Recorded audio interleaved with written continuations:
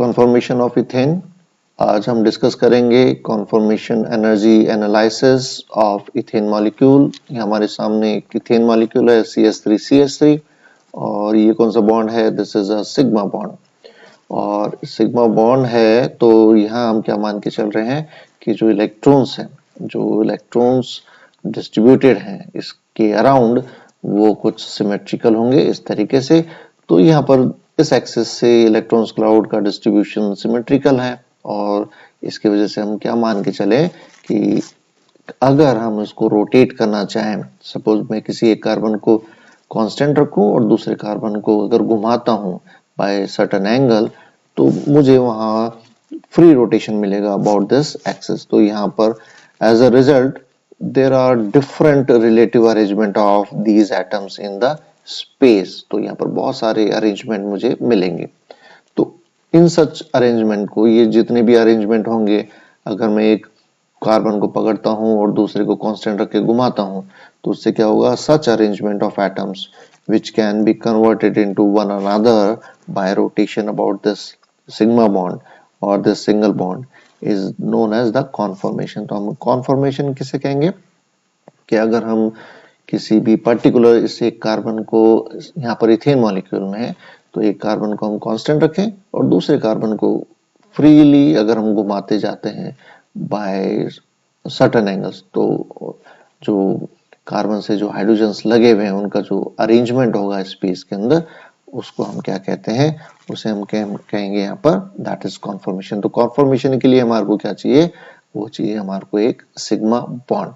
तो सबसे पहले हम समझते हैं कि कॉन्फॉर्मेशन में जाने से पहले कि इथेन मॉलिक्यूल को हम किस तरीके से रिप्रेजेंट कर सकते हैं। फर्स्ट है that is known as the sawhorse representation. तो यहाँ देखो, सॉ हॉर्स रिप्रेजेंटेशन में हमें अगर इस इथेन मॉलिक्यूल को रिप्रेजेंट करना हो तो हम इसको कैसे करेंगे। सपोज ये हमारे पास एक इथेन मॉलिक्यूल है और मैं मान के चल रहा हूँ कि if suppose we are looking this ethane molecule from this side, मुझे यहाँ से इसको देख रहा हूँ, तो कार्बन नंबर 1 ये होगा और कार्बन नंबर 2 ये होगा। तो सॉ हॉर्स में हमें क्या करना है, तो कार्बन नंबर 1 ये होगा और कार्बन नंबर 2 ये होगा। तो इसको हम एक जो सिग्मा बॉन्ड है उसको एक टिल्टेड लाइन से हम शो करते हैं ऐसे। तो कार्बन नंबर 1 और कार्बन नंबर 2 आर दीज, और इस कार्बन 1 से क्या लगा हुआ है, इससे हमारे को 3 हाइड्रोजन लगे हुए और पीछे भी 3 हाइड्रोजन लगे हुए। तो यहाँ पर हम इसको इस तरीके से इनको रिप्रेजेंट कर देते हैं। तो कुछ ये बन गया हमारा एक वाई शेप का स्ट्रक्चर। तो वाई एक ये है और यहाँ पर इसको मैंने दूसरा फॉर्म में बना रखा है, तो यहाँ पर ये उल्टा वाई यहाँ पर हो गया। तो इसके पीछे वाले कार्बन के भी ये 3 हाइड्रोजन यहाँ पर रिप्रेजेंट है। दूसरा फॉर्म है कि अगर इस कार्बन के पीछे जस्ट पीछे एक दूसरा कार्बन चला जाए और इस हाइड्रोजन के पीछे जस्ट पीछे एक दूसरा हाइड्रोजन चला जाए, तो इसको हम कहते हैं इक्लिप्स्ड फॉर्म। इक्लिप्स्ड फॉर्म में यहाँ पर इस कार्बन के पीछे जस्ट पीछे सारे एक दूसरे एटम्स एक दूसरे को बिल्कुल छिपा लेंगे, तो उसे हम क्या कहते हैं, उसे हम कहेंगे इक्लिप्स्ड फॉर्म। जबकि स्टैगर्ड फॉर्म के अंदर there is a maximum distance. यहाँ इन हाइड्रोजन्स के बीच में, सभी हाइड्रोजन्स के बीच में, कार्बन नंबर 1 से और कार्बन नंबर 2 के बीच में जो हाइड्रोजन्स हैं वो एक दूसरे से मैक्सिमम डिस्टेंस पे होंगे। जबकि यहाँ क्या होगा, these are at the shortest distance। तो यहाँ पर ये सबसे शॉर्टेस्ट डिस्टेंस के ऊपर होते हैं, यहाँ पर ये सबसे शॉर्टेस्ट डिस्टेंस पे होंगे। तो मैक्सिमम डिस्टेंस होगा तो यहाँ पर ये मोर स्टेबल होगा, यहाँ पर इसकी जो स्टेबिलिटी है वो ज्यादा होगी, एंड यहाँ पर it is of a lower stability, यहाँ इसकी स्टेबिलिटी लोअर होगी। इसको हम बाद में डिस्कस करेंगे कि स्टैगर्ड ज्यादा स्टेबल क्यों है और इक्लिप्स कम क्यों है। लेकिन सबसे पहले हम समझते हैं कि इथेन को हम सॉ हॉर्स के अंदर कैसे रिप्रेजेंट करें। तो अब मैं इसको अगर सिंपली विदाउट एटम्स शो के इसको लाइन से बनाता हूं तो उसको मैं कैसे बना सकता हूं। तो ये हमारा हो गया पहला कार्बन दैट इज C1 और इसको हम एक टिल्टेड लाइन से बनाएंगे, तो ये हो गया हमारा दूसरा कार्बन। और इससे हमारे क्या जुड़े हुए हैं, हाइड्रोजन्स। तो एक वाई शेप का हमने बना दिया। तो ये हो गए हमारे हाइड्रोजन जो कार्बन नंबर 1 से अटैच्ड है, और पीछे वाला कार्बन जो C2 है उससे जो हाइड्रोजन अटैच्ड है इस फॉर्म के अंदर, वो हमने एक उल्टा वाई और बना दिया। तो इसको हम कहते हैं स्टैगर्ड फॉर्म। तो इक्लिप्स फॉर्म में कैसे होगा, again first carbon represent and this tilted line represent the sigma bond. तो यहाँ भी एक वाई शेप का हम इस तरीके से बना रहे हैं। तो यहाँ पर इसके तीनों हाइड्रोजन्स, और क्योंकि ये इक्लिप्स फॉर्म है तो यहाँ पर भी हाइड्रोजन कुछ इस तरीके से होंगे, जस्ट एक दूसरे को ओवरकम इक्लिप्स करते हुए, एक दूसरे को छिपाते हुए। तो उसे हम कहते हैं दैट इज इक्लिप्स्ड फॉर्म। तो पहला स्ट्रक्चर है दैट इज द सॉहॉर्स, उसके अंदर स्टैगर्ड और इक्लिप्स को इस तरीके से बनाते हैं। Another type of representation of ethane molecule in the form of a Newman projection formula। देखो यहाँ पर हम इसको कैसे रिप्रेजेंट करेंगे। तो मॉलिक्यूल हमारा वही है, वो है हमारे पास CH3 यानी इथेन मॉलिक्यूल। तो यहाँ इसको कैसे रिप्रेजेंट करना है न्यूमैन प्रोजेक्शन में, क्योंकि अगर हम यहाँ से इस मॉलिक्यूल को देख रहे हैं तो जो हमारा फर्स्ट होगा कार्बन वो ये होगा, और सेकंड कार्बन ये होगा। तो जो भी फर्स्ट कार्बन है उसको हम यहाँ डॉट से रिप्रेजेंट करते हैं। तो हमारा जो फर्स्ट कार्बन है उसको हमने यहाँ पर ये एक डॉट से यहाँ रिप्रेजेंट कर दिया। तो first carbon is represented by the this dot. तो इसको मैंने यहाँ रेड से जो मार्क किया है वो रिप्रेजेंट कर रहा है हमारा carbon number 1।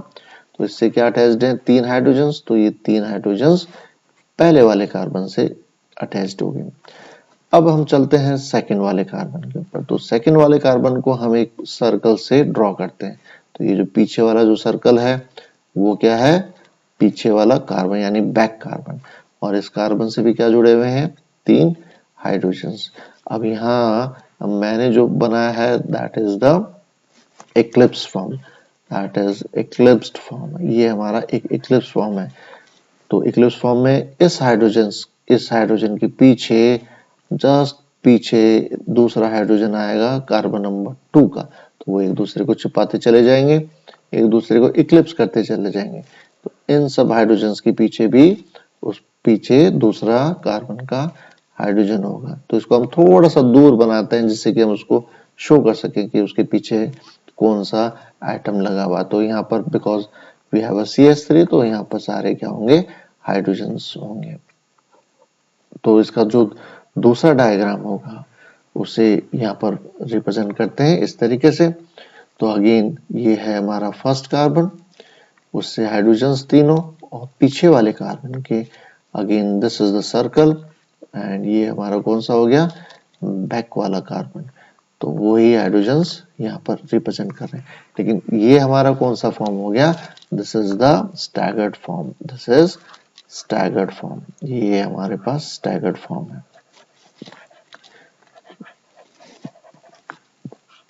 This is staggered form. तो ये स्टैगर्ड फॉर्म अब देखो यहाँ पर कैसे बना है। अगर हमने कार्बन नंबर 2 को, पीछे वाले कार्बन को हम किसी सर्टेन एंगल से हम घुमा रहे हैं, तो जैसे अगर हमने इसको आगे वाले कार्बन को हमने फिक्स रखा और पीछे वाले कार्बन को हमने यहाँ से, देखो यहाँ से हमने इसको रोटेट करना स्टार्ट किया है, यहाँ से इसको हमने रोटेट करना स्टार्ट किया है।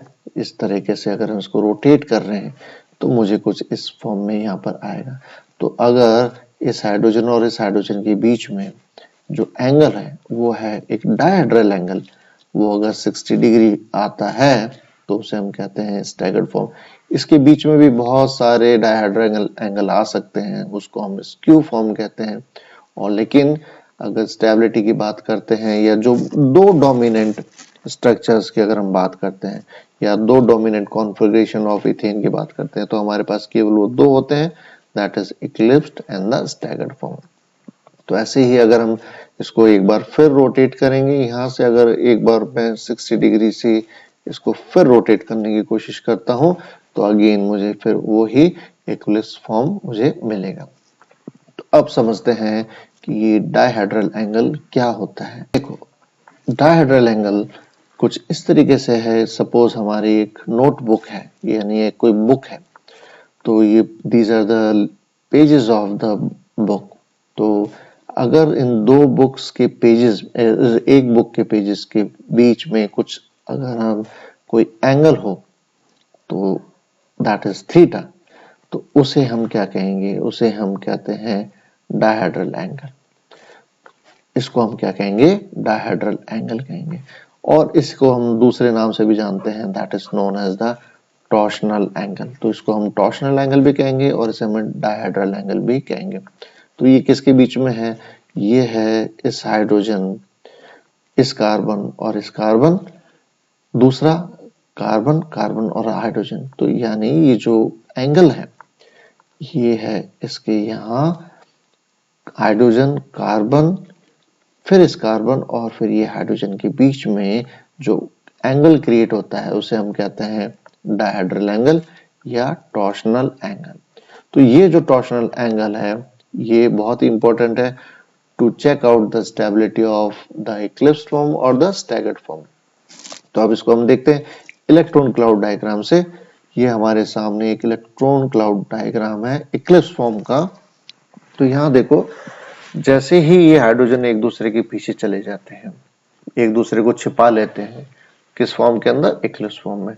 तो यहाँ पर जो इलेक्ट्रॉनिक क्लाउड है वो सबसे ज्यादा एक दूसरे के पास में आता है, क्योंकि हमने ये डिस्कस किया कि अभी हाइड्रोजन एक दूसरे के बिल्कुल शॉर्टेस्ट डिस्टेंस पे होंगे। तो अगर ये शॉर्टेस्ट डिस्टेंस पे होंगे तो जो इलेक्ट्रॉनिक क्लाउड है यहाँ पर, तो उसके जो रिपल्सिव इंट्रैक्शन होगा इनके इलेक्ट्रॉनिक क्लाउड के बीच में, वो यहाँ पर क्या होगा, मैक्सिमम। क्योंकि यहाँ क्या है, यहाँ अगर नोटिस करें इक्लिप्स फॉर्म में, तो यहाँ जो डायहेड्रल एंगल होगा, यहाँ जो डायहेड्रल एंगल है दैट इज 0। तो यहाँ डायहेड्रल एंगल क्या है, 0। क्योंकि ये बिल्कुल ये वाला हाइड्रोजन और ये वाला हाइड्रोजन यानी सारे हाइड्रोजन वो सभी एक ही प्लेन के अंदर आ जाते हैं। तो यहाँ जो डायहेड्रल एंगल बनेगा वो होगा 0। तो उसके वजह से क्या होगा, जो इसका इलेक्ट्रॉनिक क्लाउड्स हैं वो एक दूसरे पे क्या करेंगे, दे स्टार्ट द रिपल्शन। तो दैट रिपल्सिव इंट्रैक्शन, उसको हम क्या कहते हैं, उसे हम एक और नाम से जानते हैं, उसे हम कहते हैं टॉर्शनल स्ट्रेन। तो टॉर्शनल स्ट्रेन कहां से आ गया, टॉर्शनल स्ट्रेन आया, वो आया टॉर्शनल एंगल से। तो यहाँ ये आ गया एक टॉर्शनल स्ट्रेन। और ये टॉर्शनल स्ट्रेन किसकी वजह से है, इन इलेक्ट्रॉनिक क्लाउड के रिपल्सिव नेचर की वजह से, इन रिपल्सिव इंट्रैक्शन की वजह से एक क्रिएट हो गया है एक स्ट्रेन, जिसे हम कहते हैं टॉर्शनल स्ट्रेन। जितना कम टॉर्शनल एंगल होगा उतना ही ज्यादा टॉर्शनल स्ट्रेन यहाँ मिलेगा। तो इक्लिप्स फॉर्म के अंदर टॉर्शनल स्ट्रेन सबसे ज्यादा होता है, क्योंकि यहाँ पर जो डायहेड्रल एंगल है दैट इज 0। जबकि अगर हम स्टैगर्ड फॉर्म के अंदर देखें, यहाँ पर इस वाले के अंदर, तो यहाँ डायहेड्रल एंगल कितना आ रहा है, यहाँ डायहेड्रल एंगल आ रहा है 60 डिग्री, जबकि यहाँ पर डायहेड्रल एंगल कितना है, 0। तो अगर डायहेड्रल एंगल 0 होगा तो इस हाइड्रोजन और इन सभी हाइड्रोजन्स के बीच में जो इलेक्ट्रॉनिक क्लाउड है जो हमने यहाँ रिप्रेजेंट किया है, वो सबसे ज्यादा मैक्सिमम इंट्रैक्शन होगा, रिपल्सिव इंट्रैक्शन होगा। तो टॉर्शनल स्ट्रेन भी ज्यादा होगा। अगर टॉर्शनल स्ट्रेन ज्यादा है तो उसकी वजह से क्या होगी, इन मॉलिक्यूल्स की एनर्जी बढ़ेगी। तो उससे क्या होगा, एनर्जी इंक्रीज होगी, किसकी, इक्लिप्स फॉर्म की। अगर एनर्जी बढ़ती है तो उसकी स्टेबिलिटी डाउन आएगी, उसकी स्टेबिलिटी दैट विल डिक्रीजेस, वो कम होती चली जाएगी। That's why the staggered form is more stable as compare to the eclipsed form. अब हम इसकी एनर्जी प्रोफाइल डायग्राम देखते हैं कॉन्फॉर्मेशन ऑफ इथेन का।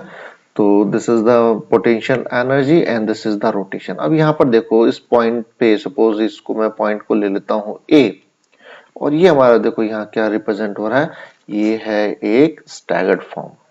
This is the staggered form, this is staggered form is there. अच्छा, अब staggered form हमारे पास ये है तो मिनिमम एनर्जी पे है। अगर मिनिमम एनर्जी का मतलब है कि स्टैगर्ड फॉर्म इज स्टेबल, ये स्टेबल फॉर्म के अंदर।